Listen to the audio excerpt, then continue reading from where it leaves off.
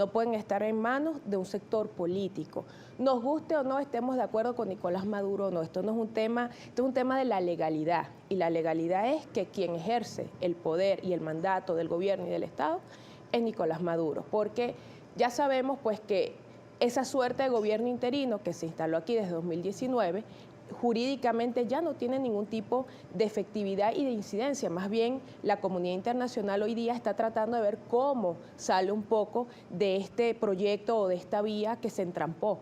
Entonces, sería muy difícil para el Reino Unido, para un tribunal del Reino Unido, darle en este momento, por ejemplo, la razón o otorgarle el acceso al oro a lo que se ha llamado o denominado el interinato. En todo caso, si queremos jugar en favor de los venezolanos, lo que yo siempre digo, bueno, aquí tenemos el problema de las vacunas. Claro. Bueno, agarren ese oro y se trae y se compra en vacunas, o agarremos ese oro y pongámoslo en un fideicomiso y pongamos de repente a una suerte de albacea que administre esto en favor de traer recursos para levantar el sistema de salud en Venezuela, porque sabemos que nuestros hermanos venezolanos no nada más se nos mueren por el COVID, sino también por otras necesidades de salud. Los tratamientos para pacientes oncológicos, por ejemplo, los pacientes renales, nuestros viejitos. Entonces, yo sí estoy en contra. Ese oro es de la República de Venezuela y tiene que volver a manos de la República. Ahora, fíjate, eso es uno de los temas. Otro de los temas es cómo sigue ese proceso de negociaciones. Pareciera que está estancado.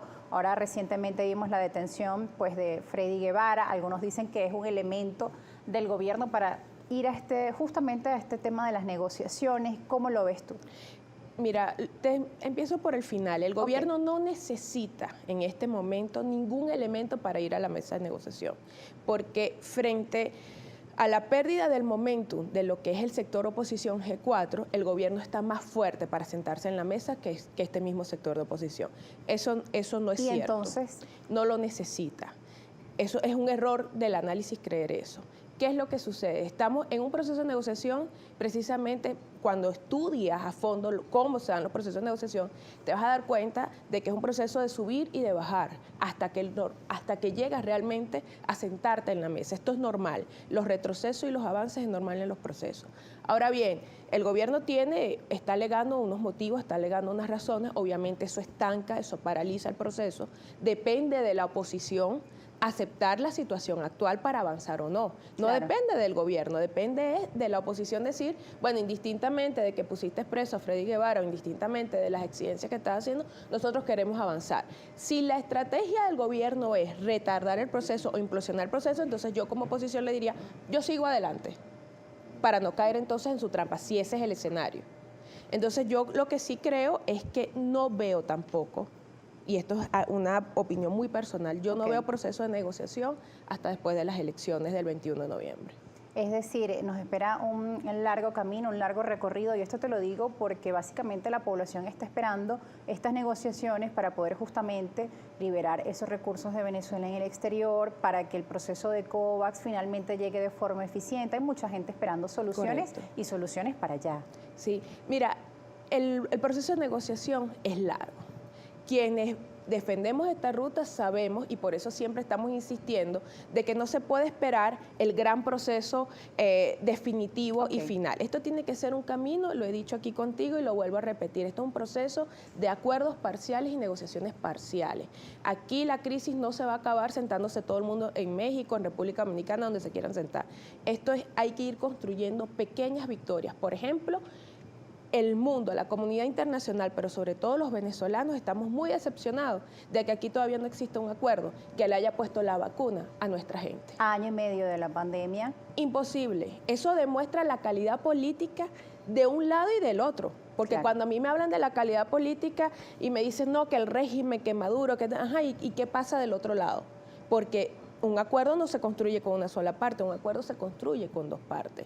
Entonces, lamentablemente no nos hemos podido poner de acuerdo en eso. Gracias a Dios, no medio pusimos de acuerdo para un CNE medianamente aceptable. Bueno, vamos a intentar la ruta electoral, pero quiero dejar... uno de los pocos avances quizá. Si algo quiero dejarte hoy aquí en la mesa es que quienes están esperando la negociación para resolver los problemas del día a día del país están mintiéndole a la gente y creándole una falsa expectativa. La negociación es un proceso tardío, es un proceso largo, es un proceso de subidas y de bajadas, es un proceso que todavía requiere de muchísimo material y voluntad de ambas partes, de todos los sectores que se quieran sentar en esa mesa.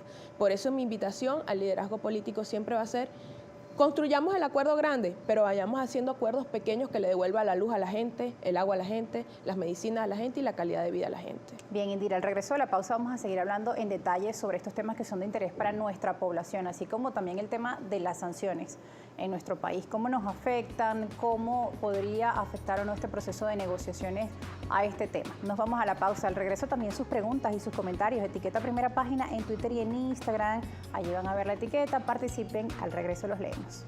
Indira Urbaneja, ella es analista político, directora CEO de Reunificados, ha venido trabajando, siendo una activista por el tema de la reconciliación nacional. ¿Es posible avanzar en una reconciliación cuando vemos el escenario que tenemos en el panorama actual? El tema de las sanciones sigue siendo una de las grandes preocupaciones de la población, pues muchos alegan, el gobierno lo usa como una excusa para justificar los problemas que viene padeciendo el país, pero sabemos que obviamente también afectan, aunque no son la causa, hay una afectación importante. Tú lo acabas de decir, no son la causa del problema. Aquí todos sabemos cuáles son los orígenes de los problemas o de la situación que estamos viviendo actualmente, pero obviamente no lo digo yo, no lo digas tú, lo dijo la relatora de Naciones Unidas para el tema humanitario. Ella ha dicho, las sanciones exponen, aumentan toda la situación que ya veníamos padeciendo. Entonces no podemos decir que las sanciones están bien y que esto nada más es la excusa del gobierno. No, tenemos que pensar en las dos cosas. Que obviamente el gobierno las puede utilizar como excusa para sopesar algún tipo de ineficiencia, eso es cierto, pero decir que las sanciones nada más afectan al gobierno es una gran mentira. Las sanciones afectan a todos los venezolanos, a los empresarios, al sector privado, al sector público, a la gente que hoy día no puede de repente comprar medicinas o alimentos a un precio más accesible, porque sabemos que todas las triangulaciones que se tienen que hacer para que estos lleguen encarecen los costos. Y esto te lo digo además con conocimiento de causa. La gente me dice, no, pero es que las sanciones no impiden que se traigan alimentos y medicinas. Sí, pero entendemos que hay algo que se llama sobrecumplimiento, overcompliance en inglés, que es lo que impide que un proveedor internacional quiera tener negociaciones con empresas venezolanas o con el Estado venezolano por miedo a que haya algún tipo de represalia o sanción contra ellos. Y eso es lo que sí verdaderamente termina afectando toda la cadena de suministro. Ahora bien, ¿cómo ves el tema electoral en nuestro país? Se avecina un nuevo proceso, unas elecciones regionales, distintos sectores se han venido sumando a esta propuesta. Es el único camino que nos queda. Nosotros estamos conversando desde el año pasado, desde que todavía estaban esperando que vinieran los marines y los marcianos a resolvernos el problema. No pasó. Ya nos dimos cuenta que la comunidad internacional, ningún país está dispuesto hoy día a venirse a meter en Venezuela a resolver la situación de los venezolanos. La única herramienta que nos queda es luchar por más condiciones para el proceso electoral y para que exista una votación masiva. En una votación masiva es casi difícil que haya algún tipo de trampa o algún tipo de manejo de los resultados. ¿Su balance sobre la visita de la misión electoral? Lamentablemente, qué pena con la visita, porque la visita se dio en el momento en el que teníamos la ciudad incendiada. Esto es lamentable porque ya lo he dicho en otros programas, pues esto va a estar reflejado en ese informe, obviamente, porque esto es una misión no nada más técnica, esto es una misión que venía a evaluar también condiciones políticas, el ambiente político para el desarrollo de las elecciones. En todo caso, yo coloqué un tuit y le hacía un llamado a Borrell y a la Unión Europea, y he hablado también con personalidades de la misión y he hablado con personalidades que tienen que ver con Europa, y les he dicho, no abandonen a Venezuela, indistintamente de lo que pasó. Los venezolanos necesitamos que esa misión electoral venga a ayudarnos a tener un proceso electoral aceptable, auditable y transparente. Justamente comentabas la situación en la que se encontró esta misión en Venezuela. Tu visión sobre el problema de la seguridad. No solo son los hechos que vimos en la Cota 905, en la ciudad capital, hace tan solo unos días atrás. El tema de la seguridad también afecta a otras regiones, el estado Zulia, el estado Sucre. Las denuncias que recibimos a diario sobre el tema de las bandas delictivas son bastante fuertes, ¿no? Mira, una de las grandes deudas que tiene esta administración con los venezolanos es la seguridad. O sea, el país completo vive un proceso de inseguridad a todo nivel. el gobierno tiene que tomar cartas en el asunto. El gobierno no puede seguir negociando con los delincuentes, ni con los bandidos, ni con las bandas organizadas. No es posible que en un país donde el porte de armas está prohibido, la venta de armas está prohibido, y vimos todo el arsenal de municiones y de armamento que se han sacado de estos barrios. Y como dices tú, Caracas, bueno, porque es la capital y siempre es lo que va a llamar más la atención, pero esto ocurre en el estado Monagas, esto ocurre en Delta Macuro, esto ocurre en todas las carreteras a nivel nacional, donde sabemos, lo primero que te dicen es, cuidado, no transites después de tal hora, porque entonces hay piratas en la carretera, hay gente que te asaltan, el secuestro, el cobro de vacuna. Esto es algo que realmente el gobierno tiene que meterle la mano, y no nada más el gobierno, esto es parte de lo que hablamos anteriormente, el tema de los acuerdos pequeños y acuerdos sectoriales. Tiene que haber un gran acuerdo entre los actores políticos de este país, las Fuerzas Armadas de este país, para poner a raya el problema de la seguridad. Bien, Indira, también hay preguntas de nuestra audiencia a esta hora de la mañana y nuestra compañera Daniela Salas está lista para leerlas. Así es, Rosa, saludamos a nuestra invitada, siempre en marco de respeto, le pedimos que sea lo más breve posible para la mayor interacción y participación con la audiencia. Tenemos a Katiuska 18, buenos días, excelente invitada. ¿Qué opinión le amerita que quienes llamaron a la abstención, hoy quienes acuden a participar, darle más tiempo al tiempo y seguir el juego, dividir más a la oposición, favoreciendo al gobierno o realmente el camino democrático? Pregunta este usuario. Lamentablemente se entramparon en la narrativa. Después que destruyeron la vía del voto, entonces ahora pretenden venir a decir, bueno, vamos a votar. Está bien, vamos a darle el voto de confianza, pero esto es un ejemplo y tiene que quedar registrado en los libros de historia de lo que una clase política no puede hacer o no debe hacer, porque esa narrativa es como un boomerang. Se te viene encima cuando entonces necesita accionar la vía electoral, les cuesta mucho explicarle a la gente por qué antes no habían condiciones y por qué ahora sí, porque antes no se votaba en una supuesta dictadura y ahora sí. Lamentablemente es parte de la trampa de las narrativas en este juego político. Tenemos a Luis Méndez, que también participa. El Twitter que leemos de Luis Méndez es el siguiente. Buen día. Hoy iniciaron hablando de los recursos en oro que tiene el país. ¿Usted como analista político realmente cree que esos recursos, si caen en manos del gobierno, lo usará en beneficio de la ciudadanía o en corrupción? Por eso, uno de los comentarios que hice es que si queremos trabajar en función de los venezolanos, pongamos ese oro en un fideicomiso y nombremos una comisión que se encargue de administrarlo para que lleguen los recursos, sobre todo al sistema salud y sobre todo para que se invierta en servicios públicos como agua y electricidad, que sabemos lo que se padece en este país. Yo insisto, ese oro es de la República de Venezuela y tiene que ser usado en favor de los venezolanos. Ramón Ramos, el líder, también participa. ¿Cómo enfrentar esta dificultad cuando una minoría es quien se reúne con el gobierno? ¿Por qué cree usted que Reino Unido sigue reconociendo a Juan Guaidó como presidente interino de Venezuela y mantiene el resguardo del oro? Esto lo dice Ramón Ramos, el líder. Mira, yo lo que pienso es que en definitiva ni el Reino Unido ni la comunidad internacional tienen que decidir de una vez por todas cuál va a ser su espacio y cuál va a ser su papel dentro del concierto internacional.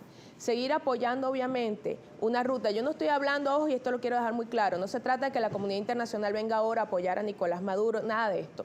Pero tampoco puede seguir apoyando a un sector de oposición cuya legitimidad todavía está en veremos, y un proyecto que hasta hoy no ha dado resultados. Yo quiero que alguien me convenza a mí de cuáles son los logros que se han alcanzado de 2019 a hoy durante lo que se ha llamado el interinato. Entonces no podemos seguir jugando a eso. Tenemos que empezar a recuperar la institucionalidad y la vía del país para poder trabajar en función de los venezolanos. Bien, Indira, fíjate que hay otra de las preguntas de nuestra audiencia, siempre encaminadas a ¿por qué no se ha realizado la detención del llamado interinato si ha venido afectando con todo esto? En esta ocasión es el señor Goro Zamora. Hay detenciones, pero no se ha detenido a Juan Guaidó ni se le ha imputado. ¿Por qué? El costo político es muy alto y esto existe en cualquier parte del mundo. Esto no es un tema nada más, es que Maduro está calculando, está haciendo cuentas. No, esto ocurre en cualquier parte del mundo donde estás en una situación política delicada. Pero además, yo tampoco estoy de acuerdo con detenciones arbitrarias, o sea, en todo proceso. Incluso hablemos de la reciente detención de Freddy Guevara. Yo aprendí con la Operación Gedeón de que aquí no hay niños de pecho. Y aprendí con lo de la Operación Gedeón que a veces lo primero que decimos es, eso es un show, eso es un montaje del gobierno, porque evidentemente hay un problema de credibilidad. Siempre lo que dice el gobierno, en vez de creerse, lo primero que se hace se pone en telejuicio y después es que vemos si efectivamente es verdad. Como nos decía recientemente una invitada, de tanto decir que viene el lobo, ya la gente Correcto. Entonces, ¿qué sucede?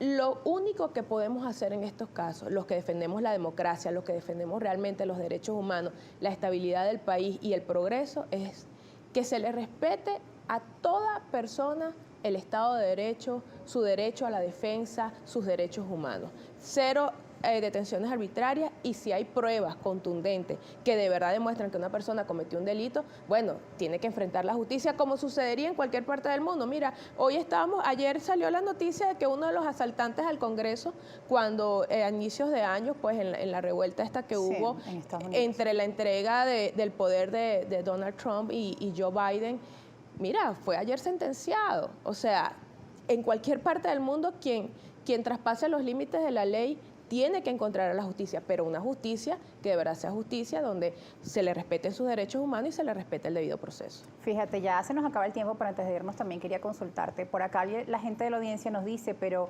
el interino Juan Guaidó intentó pues realizar el tema de las vacunaciones a través de COVAX, y otros dicen también Fede Cámaras hizo lo propio. Se intentó realizar el proceso de vacunación en nuestro país, habían propuestas, sin embargo, todo esto está paralizado. Bueno, es que ese ejemplo de nuestra gran crisis como país, que no nos podemos de acuerdo, porque iniciativas han habido, propuestas han habido, la de Fede Cámara era excelente, yo tuve acceso a ella y era una de las propuestas más interesantes. Incluso a estas alturas yo creo que tendríamos más del 50% de la población vacunada si se le hubiese hecho caso, por ejemplo, al plan de Fede Cámara. Lo que plantea el interinato también, porque al final del día esto no se trata de estar a favor o en contra, esto se trata de que esto beneficia al país, apoyémoslo, no importa de dónde venga. Al final del día el gobierno termina resolviendo, consiguiendo unos recursos, pagando el sistema COVAX, pero entonces en este momento se encuentra una parte de esos recursos congelados, y eso es lo que ha impedido que realmente termine lo que es el sistema COVAX de abastecer de vacunas al país. Si nos hubiésemos puesto de acuerdo, la historia fuese otra. Y entonces, ¿cuál es la moraleja? ¿Qué es lo que tenemos que seguir exigiendo a los venezolanos y pensar? Pónganse de acuerdo porque es la vida de la gente. Y el resultado de lo de las vacunas es el resultado de la muy mala clase política que tenemos de todos los sectores y de todos los colores. Señora Indira Urbaneja, se nos acabó el tiempo. Gracias por estar con nosotros. Gracias a ti por la invitación. Y gracias a ustedes también por estar en sintonía de Primera Página. Nos vamos a una pausa. Al regreso, más análisis.